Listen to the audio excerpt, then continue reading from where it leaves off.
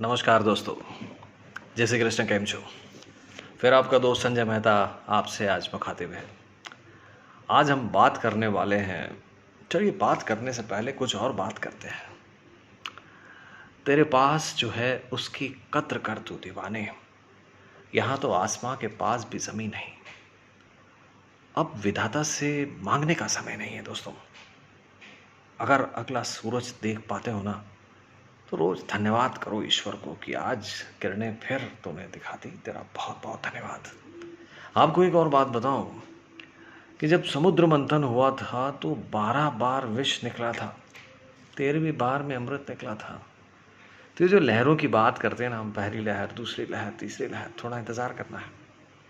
इतना ज़्यादा भी नहीं करना है, लेकिन बस विष काफ़ी निकल गया है, केसेस कम हो रहे हैं। एक आहट सी आ रही है कि अब समुद्र मंथन में अब अमृत निकलने वाला ही है। टीकाकरण प्रोग्राम बहुत अच्छा चल रहा है। कुछ हिकअप्स हैं, हमारी पॉपुलेशन इतनी ज़्यादा है इंडिया की कि बहुत मुश्किल है, लेकिन इस असंभव काम को भी अब धीरे धीरे संभव होता दिख रहा है। सो उम्मीदें बनी हुई हैं और इस उम्मीदों के दायरे में एक नया मुसीबत आई है, ब्लैक फंगस। इतना घबराने की बात नहीं है। कभी कभी मीडिया के हम विक्टिम इस कदर हो जाते हैं कि ऐसा लगता है कि पता नहीं भगवान इतने परवरदिगार हमसे खफा खफा से क्यों हैं, रोज़ एक नई मुसीबत भेजते हैं। लेकिन आपको बताएं, डॉक्टर्स के लिए ये म्यूकरमाइकोसिस कोई बहुत नई बात नहीं। हमने 20-25 साल से मेडिकल साइंस पढ़ रहे हैं। सो ये हमारे बीच में ही है। तो आप पूछोगे भैया ये आपके बीच में तो अचानक कौन सी आफत आ गई, अचानक ये इतना ज़्यादा क्यों दिखने लग गए? बताता हूँ कि ये जो म्यूकरमाइकोसिस, एक चीज़ ये समझो कि 3 मेन जीवाणु होते हैं जो हमें नुकसान पहुंचाते हैं: बैक्टीरिया, वायरस और फंगस। राइट? बैक्टीरिया आप जानते हैं, इन्फेक्शन हम कहते हैं। वायरस, कोरोना आपके सामने है। और ये है फंगस। अक्सर जो ब्रेड पे हमको फफूंद दिखती है, या अचार आपका ख़राब होता है उसमें जो फफूंद दिखती है, दीवारों के किनारों पे जब पानी जमा होता है वहाँ पे फफूंद दिखती है, बस इस प्रकार की एक फंगस है जिसका नाम म्यूकरमाइकोसिस है। माइकोसिस मतलब फंगस का जमा होना। और ये एक आम अच्छे खासे इंसान में यूं ही नहीं हो जाती। लोग डर रहे हैं आजकल, इतने केसेस आ रहे हैं, हमारे पास आते हैं। आँख में छोटा सा काला तिल भी दिख गया, या आँख के पास में, काली पुतले के पास में थोड़ा कोलेस्ट्रॉल डिपॉजिट अगर हो गया, उससे भी एकदम घबराए हुए आते हैं, डरे हुए। डरने की बात नहीं है, इट्स नॉट दैट कॉमन। तो आप पूछो कि भैया ये होता किस में है, तो मैं बताता हूँ। ज़्यादातर ये अनकंट्रोल्ड डायबिटिक्स में होता है।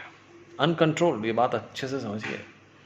और अब ज़माने गए कि जहाँ पर आप बोलेंगे कि यार मैं दवाई खाता हूँ, कुछ लोग अल्टरनेट दवाई लेते हैं, कुछ लोग शुगर के खुद ही डॉक्टर बन गए। भैया आप डॉक्टर बनने का समय नहीं है। डॉक्टरी हमारे पे छोड़िए, आप पेशेंट बनिए। एंड नाउ इट्स टाइम कि स्मार्ट पेशेंट और स्मार्ट डॉक्टर की बात आती है कि आप अपने सिम्टम कितने पकड़ते हो, कितनी आपको जानकारी है, और जो हम बता रहे हैं वो आप समझ रहे हो कि नहीं। सो अनकंट्रोल्ड डायबिटीज़, ज़्यादा रिस्क। स्टीरॉयड एक वंडर ड्रग है। स्टीरॉयड को एकदम भागिए मत स्टीरॉयड से। डॉक्टर का निर्णय होगा स्टीरॉयड आपको देना कि नहीं देना, देना तो कितने दिन होना। और ये स्टीरॉयड शुगर को बढ़ा देता है। तो स्टीरॉयड जिन कोरोना पेशेंट को दिया गया है, डॉक्टर डिसाइड करेगा कितने दिन उसको देना है। स्टीरॉयड ऐसे पेशेंट जिनको बहुत ज़्यादा चल गया है और उसकी वजह से उनका इम्यूनिटी कम हो गई है और साथ में शुगर बढ़ गया है, दूसरा उनको ज़्यादा रिस्क है। तीसरा, ऑर्गन ट्रांसप्लांट के पेशेंट को सावधान रहने की ज़रूरत है, जिनका lung transplant, liver transplant, kidney transplant या कोई भी ट्रांसप्लांट हुआ है, उनको थोड़ा सा सावधानी की ज़रूरत है। फिर HIV पेशेंट्स, एड्स वाले पेशेंट और कैंसर पेशेंट्स, इनको भी म्यूकरमाइकोसिस के ज़्यादा चांसेस हैं। लेकिन ये मत बोलो कि अच्छा खासा चलता फिरता आदमी है उसको म्यूकरमाइकोसिस हो जाएगा। बहुत सारी बातें चल रही हैं कि ऑक्सीजन में जो पानी रहता है वो ठीक नहीं है, कमर्शियल ऑक्सीजन। ये बात ठीक है, अप टू 1 लेवल ठीक है, ये सब चीज़ें ध्यान देने वाली है, आई डोंट डिनाई। बट जहाँ पर इम्यूनिटी कम है वहाँ पर म्यूकरमाइकोसिस के ज़्यादा चांसेस हैं। तो आप बोलोगे भैया कि यार पहली लहर में तो इतना नहीं था, अचानक ये दूसरी लहर में ऐसा क्यों दिख रहा है? स्टेरॉइड का प्रयोग लोग बहुत ज़्यादा करने लगे। एक बड़ी अजीब सी बात देखी कि एक पर्चा घूमता है व्हाट्सएप में, जिसमें कोरोना के इलाज की रेसिपी जैसे वो पनीर बटर मसाला की रेसिपी नहीं होती, वैसे चलती। यार ऐसे मत करो भाई, हर मरीज़ का एक इलाज नहीं होता, एक डॉक्टर का वर्डिक्ट जरूरी है उसके ऊपर। और उसमें अगर स्टेरॉइड लिखा तो मरीज़ को तो मालूम ही नहीं कि स्टेरॉइड है और वो लिए जा रहा है, और डॉक्टर का उस पर नज़र नहीं है, तो दैट बिकम्स वेरी डेंजरस। इसीलिए अमेरिका में केसेस कम हैं, क्योंकि वहाँ ओवर द काउंटर, हिंदुस्तान में तो ऐसे मिल जाता है स्टेरॉइड, किसी भी दुकान में जाइए खरीद लीजिए खा लीजिए, बट वहाँ ओवर द काउंटर नहीं मिलता, तो वहाँ पर केसेस कम है। तो आप बोलोगे भैया ये होता कैसे है, सिम्टम कैसे पता लगाएं। देखो कोरोना का एक चीज़ अच्छे से समझ लो बात को, ये बड़ी एबनॉर्मल सी चीज़ होती है। थकान एबनॉर्मल, पेन एबनॉर्मल, जैसा आपने कभी ज़िंदगी में महसूस ही नहीं किया। सिमिलरली एक साइड में अगर आँख में दर्द हो रहा है, एक साइड में सर दर्द, एक्सक्रूशिएटिंग पेन हम कहते हैं इसको, इतना ज़्यादा दर्द की बर्दाश्त नहीं होता। आँख में टोसिस होगा, आँख छुक जाएगी, प्रोप्टोसिस होगा, आँख बाहर निकलने लगेगी, मूवमेंट्स कम हो जाएंगे, तो डिप्लोपिया यानी डबल विजन हो जाएगा। नाक में घुसता है ये, क्योंकि एयरबॉर्न है, हवा में है, ये इम्यूनिटी का रिस्पॉन्स जिसका कम है उसी में घुसेगा। ये मत सोचो कि हम बिल्कुल घूमने निकल रहे हैं अचानक हमें म्यूकरमाइकोसिस हो जाएगा, नो, नॉट रियली। नाक के अंदर अगर ये घुसता है, वहाँ पर अगर अपने वहाँ पे एक कॉलोनी बनाता है, तो नाक से डिस्चार्ज आता है, कभी कभी उसमें ब्लड भी आता है, ब्लैक डिस्चार्ज होता है। ये ब्लैक एक्चुअली होता नहीं, इट्स एक्चुअली वाइट। जिस जगह जाता है वहाँ के ऑर्गन को डैमेज करके वो रंग इसका बदल जाता है, इसलिए इसको ब्लैक फंगस कहते हैं।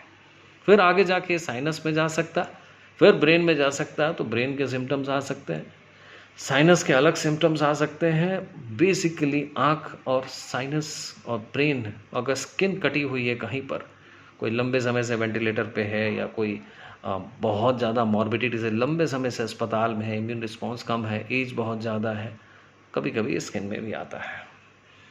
सो ये इसके मेन सिम्टम्स हैं। और स्मार्ट बनिए, इसका एक ही ट्रीटमेंट है, अर्ली डायग्नोसिस। स्मार्ट पेशेंट बनिए, मेरे को कुछ गड़बड़ हो रही है और मेरे को समझना है, एक बार डॉक्टर से मिल लेंगे, अगर कुछ नहीं है तो कॉन्फिडेंस मिलेगा, अगर कुछ है तो ट्रीटमेंट मिलेगा। In both the cases you are the winner. But घर में बैठे बैठे इंतज़ार मत करिए, क्योंकि इसकी ग्रोथ बड़ी फास्ट होती है। सिम्टम जैसे मैंने बताया, करना क्या है, इसमें हम एंडोस्कोपी करेंगे नाक की, इसमें देख लेंगे फंगस है कि नहीं, ठीक है। और MRI is the investigation. Treatment पे हम कम बात करेंगे, ट्रीटमेंट हम करेंगे। आप स्मार्ट पेशेंट बनिए, आप बस समझिए कि वेयर इज़ द प्रॉब्लम। सो कहने का तात्पर्य है, बच्चों में कम होता है, इम्यूनिटी बहुत अच्छी होती है, ये बात अच्छे से समझ लो। बच्चों में उतनी ज़्यादा प्रॉब्लम नहीं होती, 45, 40, 45 के बाद वाले में। और फिर आप बोलोगे कि यार ये तो आप बोलते हो कि नॉन कोविड में नहीं होना चाहिए, तो नॉन कोविड में कैसे हो जाता है? यही एक चीज़ अच्छे से समझ लो। इंडिया की आधी से ज़्यादा पॉपुलेशन, या मोर प्रॉबेबली ऐसा लगता है मुझे, कोविड से कहीं ना कहीं उनका वास्ता पड़ चुका है। एसिम्प्टोमेटिक पॉजिटिव होके वो ठीक भी हो गए। तो जो कोविड अपने आप को बोल रहे ना नहीं हुआ है, उनको होके ठीक हो गया। इम्यूनिटी उनकी भी कहीं ना कहीं वीक है, तो उनको भी कभी कभी हो जाता है। कहने का तात्पर्य ये है दोस्तों कि स्मार्ट पेशेंट बनिए और अपने डॉक्टर के पास सही समय पर पहुंचिए। और इतना घबराने की बात नहीं है, इतनी कॉमन डिजीज़ नहीं है। It is not like corona की एकदम हो गई। और ये मत सोचो कि मैं ब्लैक फंगस वाले के पास पहुंच गया तो कम्युनिकेबल नहीं है। वो ब्लैक फंगस वाले के पास पहुंचोगे तो आपको ब्लैक फंगस नहीं हो जाएगी। It is not communicable disease. अच्छे से समझिए, घबराने की ज़रूरत नहीं है।